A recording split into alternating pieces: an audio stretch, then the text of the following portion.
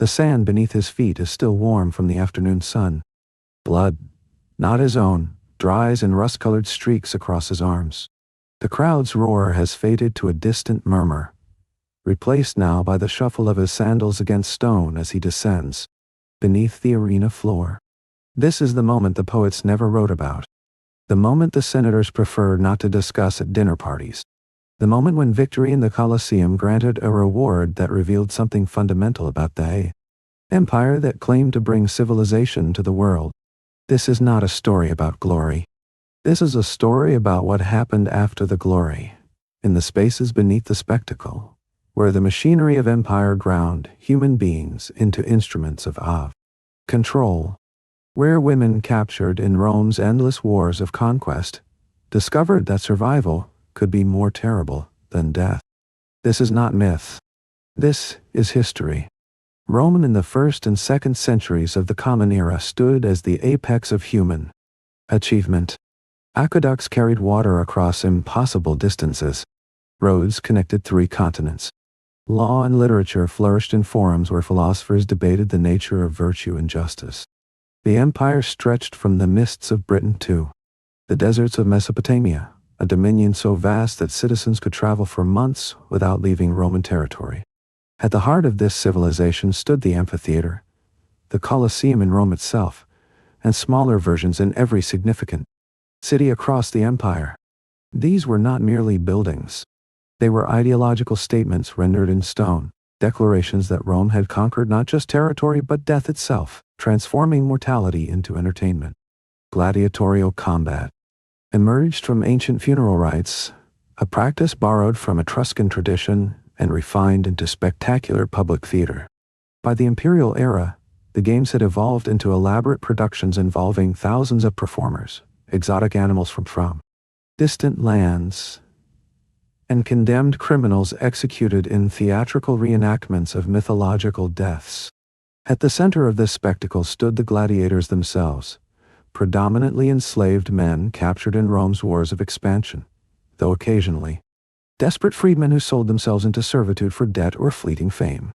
These fighters lived in training schools called ludi, private enterprises owned by entrepreneurs known as lanistae, who purchased, trained, and rented gladiators for games. The largest ludi could house hundreds of gladiators, a concentrated population of dangerous men trained in lethal combat. Managing such facilities presented a fundamental problem: how to control warriors who possessed both the skill, motivation to rebel. The most famous gladiator uprising, led by Spartacus between 73 and 71 BCE, had terrorized Italy for 2 years and required multiple Roman armies to suppress. The solution lanistae employed combined brutal punishment with calculated rewards. Infractions brought whipping, food deprivation, solitary confinement, or assignment to particularly lethal combat formats.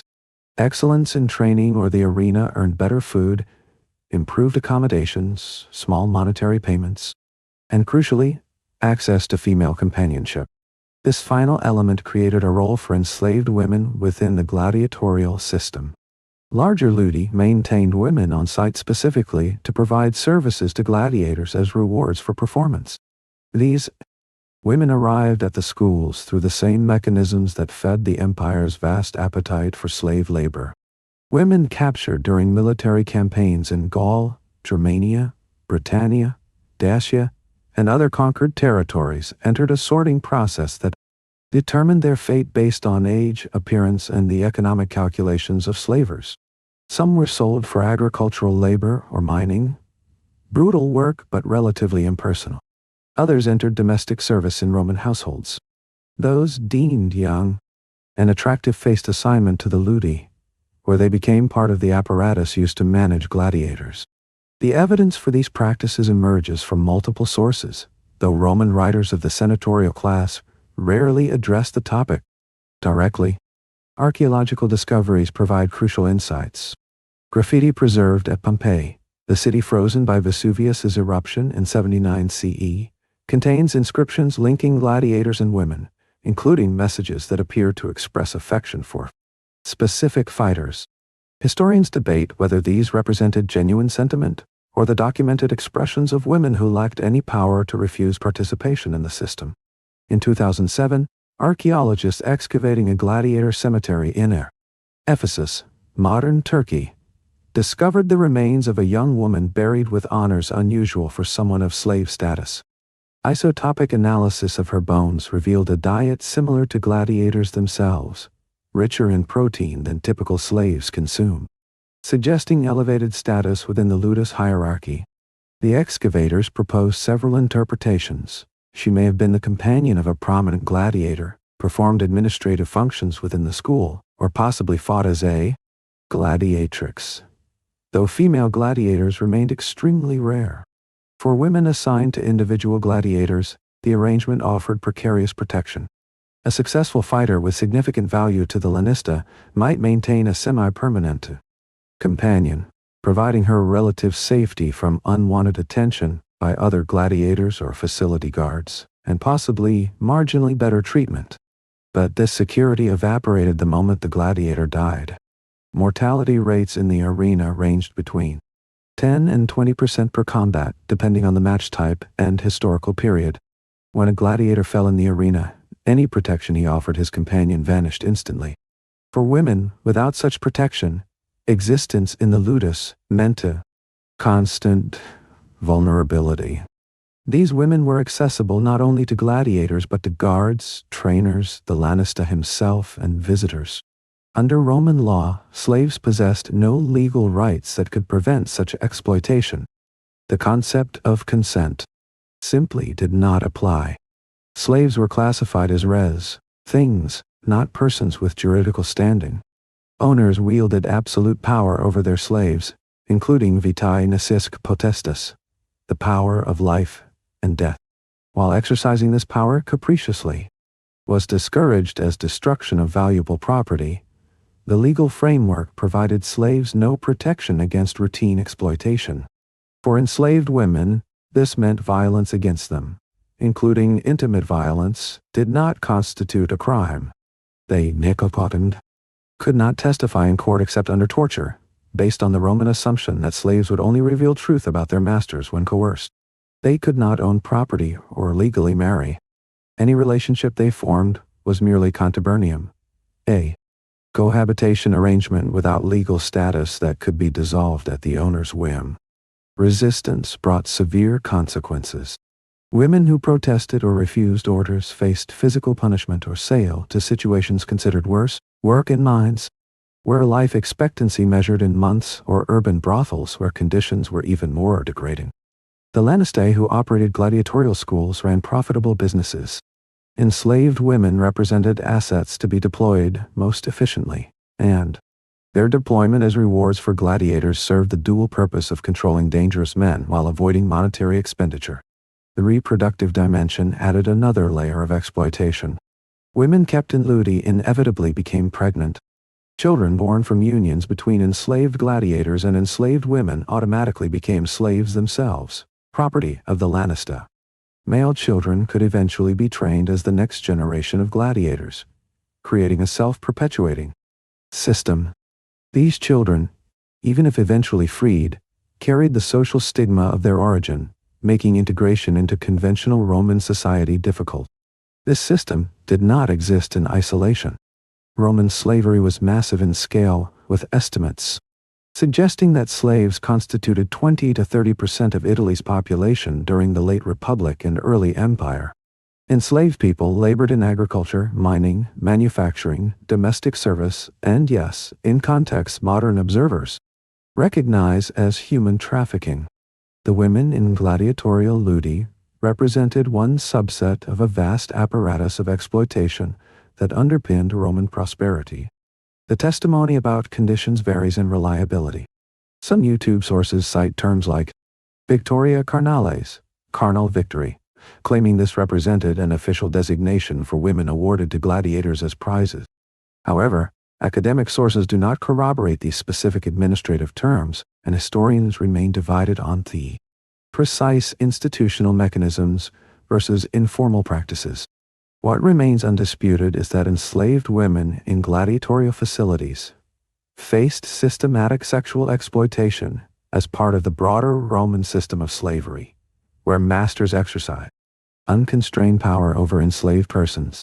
Roman writers occasionally reference the phenomenon obliquely.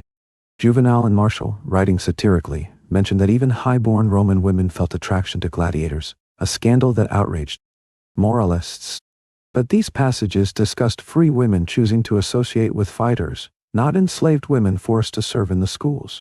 The distinction matters. Free women exercising agency, however socially transgressive, occupied an entirely different category than enslaved women who possessed no agency whatsoever. The gladiatorial system declined gradually with the Christianization of the Roman Empire. Emperor Constantine, the first Christian emperor, issued decrees against gladiatorial games in the early 4th century, though enforcement proved inconsistent. The last recorded gladiatorial contests occurred in the early 5th century. With the game's cessation, the ludi disappeared, and the specific system that imprisoned women in these facilities ended. But slavery itself continued throughout the empire's remaining decades and beyond, including the exploitation of enslaved women in various contexts. Female gladiators, women who actually fought in the arena, existed but remained extraordinary exceptions rather than the norm. The earliest account dates to Nero's reign between 54 and 68 CE, when according to historian Cassius Dio, upper-class women drove chariots, hunted beasts, and fought as gladiators. Emperor Domitian, who ruled from 81 to 96 CE, included women in games he sponsored in 86 CE, apparently without attracting criticism. A marble relief from 2nd century Halicarnassus, now in the British Museum, depicts two women in traditional gladiatorial attire facing each other as matched opponents. Their stage names, Amazon and Achillea, appear in Greek inscription, and the relief records they fought to a draw and received missio, temporary reprieve. This indicates their performance was regarded as a legitimate gladiatorial event bound by traditional rules.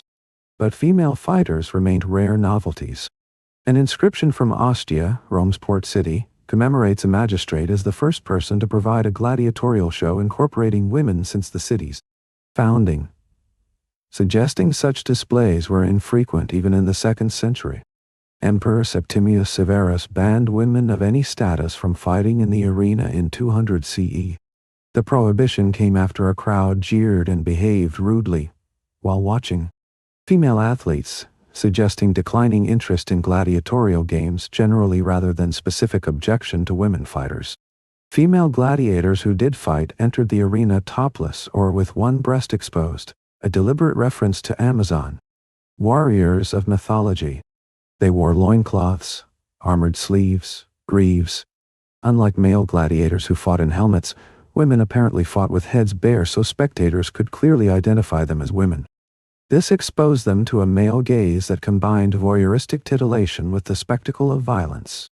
Romans found female gladiators simultaneously shocking and thrilling because combat embodied virtues, courage, a word whose root meant man, implying women could not by definition display such qualities. Their performances thus transgressed fundamental gender categories while reinforcing them through sexualized presentation. The social stigma attached to all arena performers was profound. Gladiators, regardless of skill or fame, belonged to the infames, a legal category ranking below slaves that carried lifelong dishonor. Anyone who entered the arena voluntarily destroyed their social reputation irrevocably. For women of high status, who chose to fight, the degradation was considered particularly acute, violating both class boundaries and gender expectations. The scandal centered not on women fighting per se, but on respectable women fighting, abandoning the modesty. Domesticity expected of Roman matrons. This distinction reveals something crucial about Roman attitudes. The senatorial class that produced most surviving literature objected to social equals debasing themselves through arena performance. They expressed far less concern about lower-class women, or enslaved women, experiencing exploitation. The moral discourse focused on preserving class hierarchies, not protecting vulnerable individuals.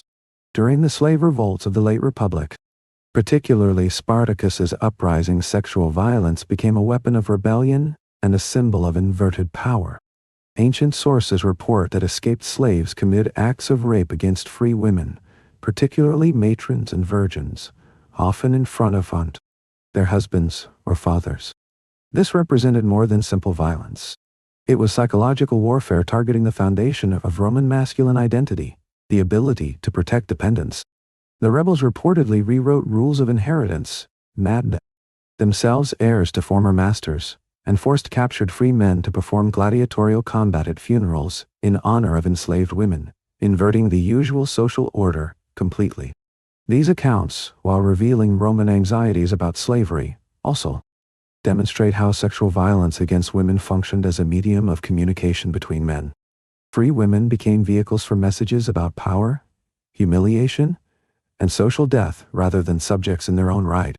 Enslaved women, despite being present throughout these revolts, including at least 2 women with Spartacus's forces who reportedly detected a Roman ambush and saved the army, remain largely absent from ancient narratives except as victims or symbolic figures. The archaeology of gladiator cemeteries provides final testimony. Isotopic analysis of bones reveals diet patterns, showing that gladiators consumed more protein than typical slaves, including barley, which gave them a distinctive chemical signature. Women buried in these cemeteries with similar diets occupied some role within the gladiatorial community, though their specific functions remain subjects of scholarly debate. Some may have been fighters. Others were likely companions, healers, or performed domestic labor within the facilities. The evidence cannot definitively separate these categories, but it confirms women lived and died within the gladiatorial system. What can be said with certainty is this: Rome's gladiatorial enterprise depended on slavery. Slavery in Rome meant absolute power exercised by owners over human beings classified as property. For enslaved women in any context, this meant vulnerability to exploitation without legal recourse or protection. Women associated with gladiatorial ludi faced this vulnerability in particularly acute form, living among men trained for violence, controlled through a system of rewards that deployed female bodies as instruments of management. The details of individual experiences are lost. Roman writers who documented emperors' reigns, military campaigns, and philosophical disputes did not consider enslaved women's lives worthy of sustained attention. Their names do not appear in historical records except in fragments, graffiti on walls, brief epitaphs, administrative notes regarding property transfers. We know they existed. We know the structures within which they existed. We can reconstruct the legal and social frameworks that determined their treatment. But their voices, their thoughts, their individual stories of suffering and survival remain largely silent. This silence itself testifies to their position within Roman society. Those deemed unworthy of notice in life remained unworthy of memory in death. The very absence of detailed documentation reveals how thoroughly the system of slavery erased enslaved persons' humanity from the historical record. They were present but invisible, essential but unacknowledged, human but legally classified as things.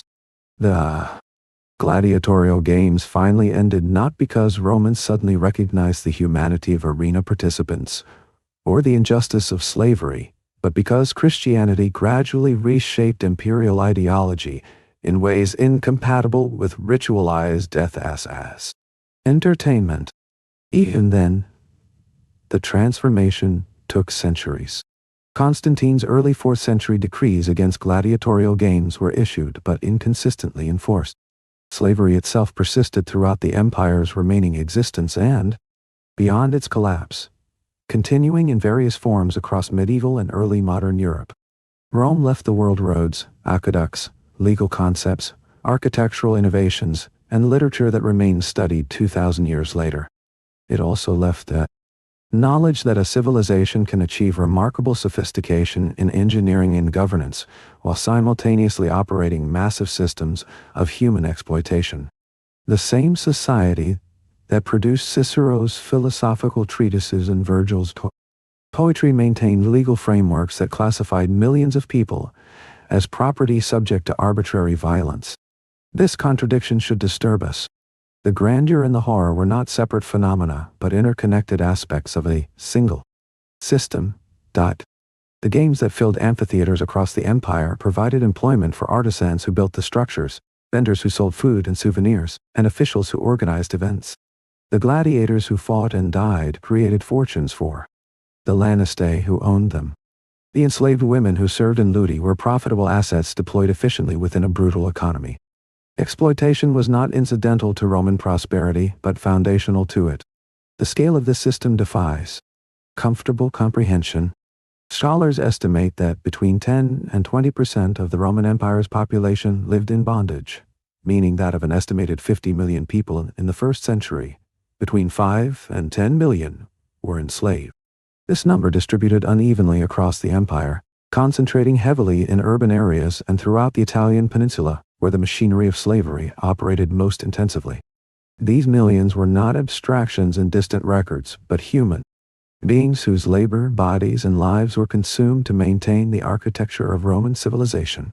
Understanding this requires confronting uncomfortable realities about civilization itself. Technological achievement does not guarantee moral progress. Legal sophistication can coexist with profound injustice. Cultural refinement offers no protection against systematic cruelty.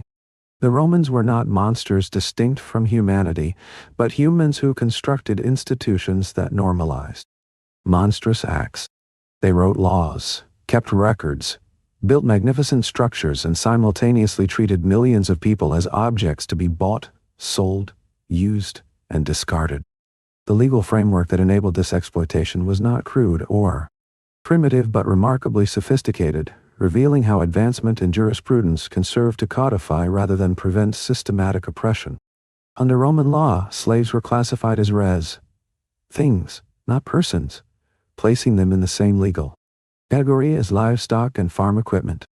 This classification was not metaphorical or rhetorical, but carried precise legal implications that governed every aspect of enslaved existence. Agricultural slaves, specific farmland, and farm animals were all designated res mancipi, a category of property requiring formal legal processes for transferring ownership. The exclusive right to trade in such property defined Roman citizenship itself during the Republican era. The paterfamilias, the male head of household, exercised dominium, absolute ownership, over his slaves with powers expressed through the concept of vitae nescisque potestas, the power of life and death. While Roman society discouraged capricious destruction of valuable property, the legal framework provided slaves no protection against routine exploitation or violence. They could not testify in court except under torture, based on the assumption that enslaved persons would only speak truth about their masters when coerced. They could not own property, though they might be granted peculium, a fund or property they could manage as if their own, though it ultimately belonged to their master. They could not legally marry, though they might form contubernum, cohabitation, arrangements without legal standing that could be dissolved at the owner's whim. For enslaved women, this legal framework created particular vulnerabilities. Because slaves were property rather than persons with juridical standing, the concept of few consent simply did not apply to interactions with their masters or those their masters designated. Violence against enslaved women, including intimate violence, did not constitute a crime under Roman law. Owners wielded absolute power, and while exercising this power destructively was discouraged as economically wasteful, nothing in the legal structure prevented routine sexual exploitation. The economic dimensions of this system reveal how thoroughly exploitation was embedded in Roman prosperity. The price of an enslaved person varied considerably depending on age, sex, and skills, with the average price for an unskilled or moderately skilled person in the first 3 centuries reaching approximately 2,000 sesterces. To provide scale, a legionary soldier received 900 sesterces annually, meaning that less than 600 remained, after deductions for rations, boots, and hay. An ordinary centurion earned 15 times more than a legionary, and could afford to purchase an enslaved person by setting aside wages for just a few months. Skilled enslaved individuals commanded far higher prices. A vine dresser, someone trained in grapevine cultivation, could cost between 6,000 and 8,000 sesterces. Elite households maintained hundreds, sometimes thousands of enslaved people, many highly trained and specialized. The funds required to purchase and maintain such establishments were substantial, but for Rome's senatorial class, whose properties had to be worth at least 1,000,000 sesterces, such investments represented routine expenditure. Even public services relied on enslaved labor purchased at public expense. In first-century Rome, no fewer than 700 enslaved people worked maintaining the capital's aqueducts, paid for by the public treasury and the emperor. The women captured in Rome's conquest wars and delivered to gladiatorial facilities faced fates determined entirely by forces beyond their control. They did not choose their enslavement. They possessed no legal means to resist their exploitation. They could not escape, protest, or demand better treatment without risking worse conditions or death. They lived and died in service to a system that viewed their suffering as acceptable cost of maintaining order and providing entertainment. These women arrived at the ludi through specific mechanisms that reveal the bureaucratic efficiency of Roman conquest. During military campaigns, prisoners were sorted based on age, appearance, and the economic calculations of slavers.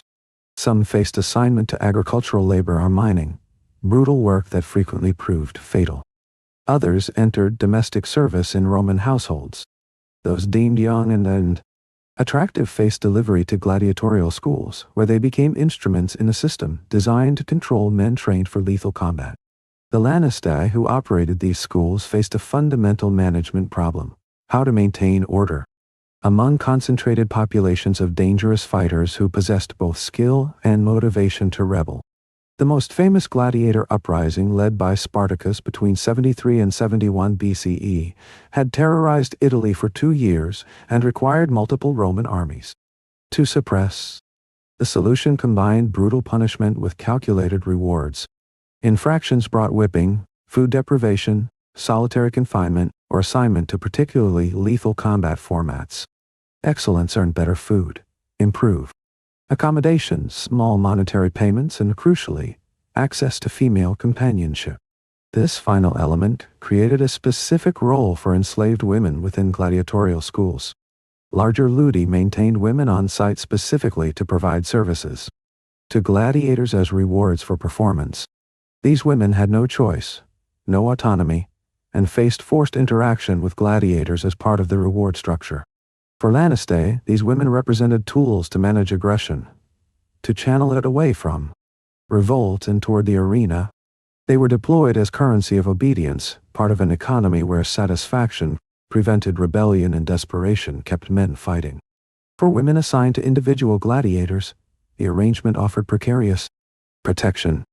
A successful fighter with significant value to the lanista might maintain a semi-permanent companion, providing her relative safety from unwanted attention by other gladiators or facility guards. But this security evaporated instantly when the gladiator died. Mortality rates in the arena ranged between 10 and 20% per combat, depending on match type and historical period. When a gladiator fell, any protection he offered his companion vanished completely. For women, without such protection, existence in the ludus meant constant vulnerability. They were accessible not only to gladiators but to guards, trainers, the lanista himself, and visitors. Their bodies were property, a form of currency within a system that valued obedience above dignity.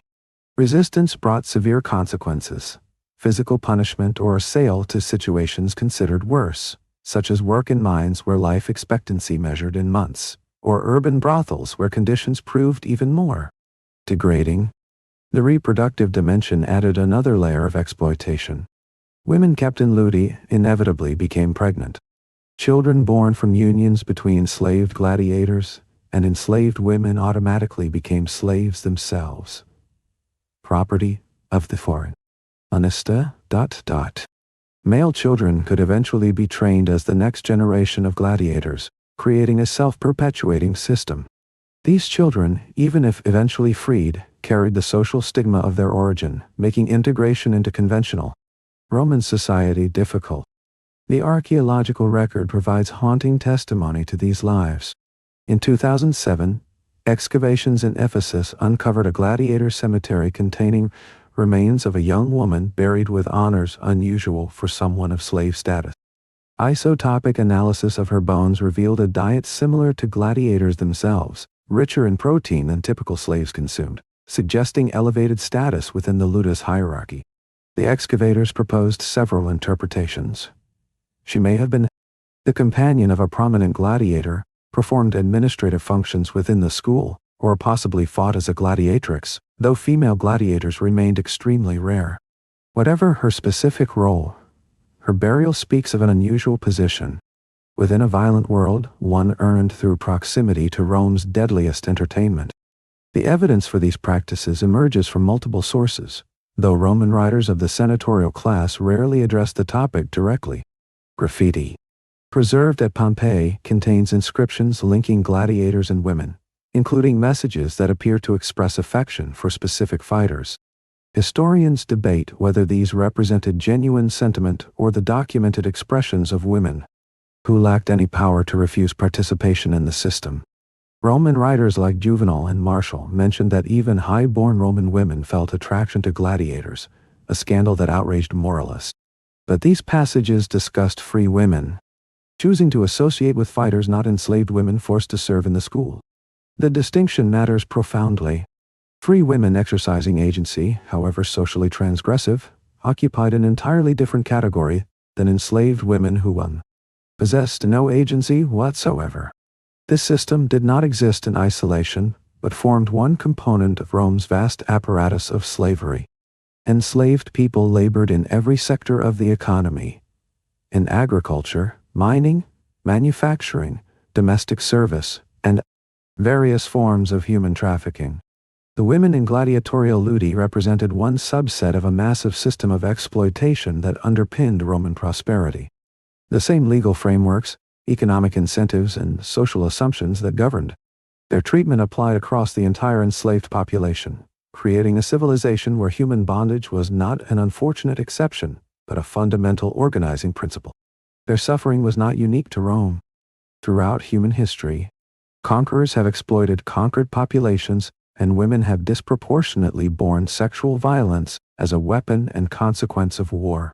Rome's distinctiveness lies not in inventing such practices, but in institutionalizing them within elaborate legal and economic frameworks, then documenting those frameworks in ways that allow reconstruction millennia later. The very bureaucracy that made Roman slavery so efficient also preserved evidence of its functioning. If this story has left you unsettled, that discomfort serves a purpose. History that only celebrates achievement and ignores suffering produces dangerous distortions. We inherit not just the roads and laws Rome left behind, but also the knowledge of what those accomplishments cost. Confronting that cost honestly means acknowledging that the women who disappeared into gladiatorial ludi were not footnotes to a grander narrative, but human beings whose lives and suffering mattered, whose absence from historical memory reflects deliberate erasure by a society that valued spectacle over dignity. Like this video if these truths matter to you. Share it with those willing to confront history's darkest chapters without flinching. Subscribe to this channel for more stories that refuse to sanitize the past or silence those whom power preferred to forget. The amphitheaters stand as ruins now, their stones scattered or repurposed across European cities. The crowds that roared for blood are dust. The emperors who sponsored games are known only through texts and statuary. But the fundamental question remains urgent across millennia. How do we build civilizations that do not depend on treating some humans as less than human? How do we create prosperity that does not require systematic exploitation? How do we pursue greatness that does not demand the silence and suffering of the vulnerable? Rome never answered these questions. The empire fell, slavery continued, and new systems of exploitation replaced old ones across succeeding centuries. The women whose lives were consumed in gladiatorial ludi left no memoirs, no testimony, no direct record of their experience. But through fragments of evidence, archaeological remains, legal texts, administrative records, and the revealing silences in elite literature, we can reconstruct enough to understand what happened in those spaces beneath the spectacle. Only by telling these truths can we strip history of its disguises and finally hear the voices of awe. Those whom empire deemed unworthy of memory, but whose suffering echoes across centuries, demanding recognition, compelling witness, and warning every generation that magnificence built on human degradation remains, at its foundation, an edifice of edifice, cruelty rendered in marble and blood,